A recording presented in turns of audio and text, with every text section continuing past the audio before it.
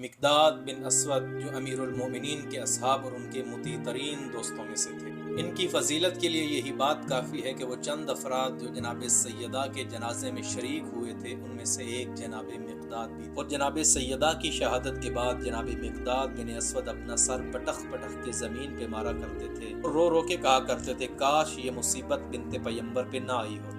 اور ان کا شمار السابقون الاولون والے مسلمانوں میں ہوتا ہے، اور صدر اسلام کی تمام جنگوں میں جناب مقداد کو شرکت کی سعادت بھی حاصل ہوئی۔ ان کا شمار ان چند افراد میں سے ہوتا ہے جو رسول اکرم کی زندگی میں ہی شیعان علی کے نام سے پہچانے جاتے تھے، اور ان ہی کے بارے میں ختمی مرتبت اکثر محفلوں میں فرمایا کرتے تھے الجنت تشتاق الی اربعہ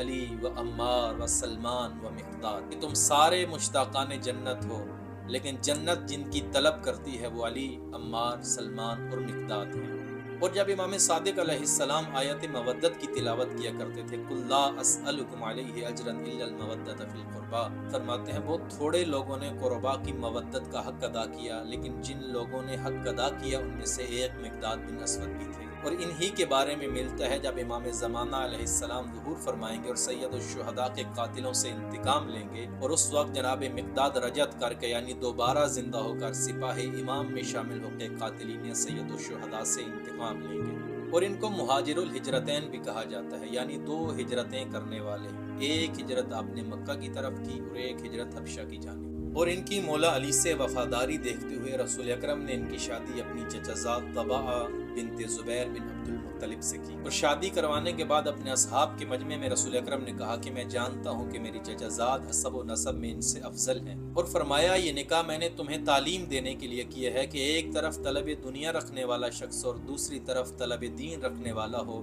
تو تم دنیا کے طلبگار کی بجائے دین کے طلبگار اور آل محمد سے محبت کرنے والے شخص کو ترجیح دینا۔ اور رحلت پیغمبر کے بعد تھوڑے ہی لوگ بچ گئے تھے جنہوں نے امیر المومنین سے حق وفاداری ادا کی، ان میں سے ایک جناب مقداد بھی تھے۔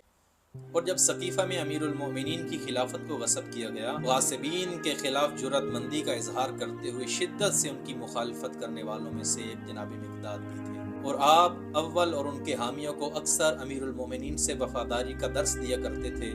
اور یاد دہانی کرواتے تھے کہ رسول اکرم نے جتنی باتیں فضائل کی بیان کی ہیں وہ صرف امیر المومنین کی ذات کے بارے میں کی ہیں، اور آپ امیر المومنین کے دشمنوں سے کراہت کی حد تک نفرت کیا کرتے تھے۔ میں مومنین سے گزارش کروں گا جناب مقداد کی زندگی سے سیکھیں، جس طرح رسول نے اپنی چچا زاد طباعہ کا نکاح جناب مقداد سے صرف اس لیے کروایا کہ آپ اہل بیت سے محبت کرتے تھے، کردار و سیرت میں اچھے تھے۔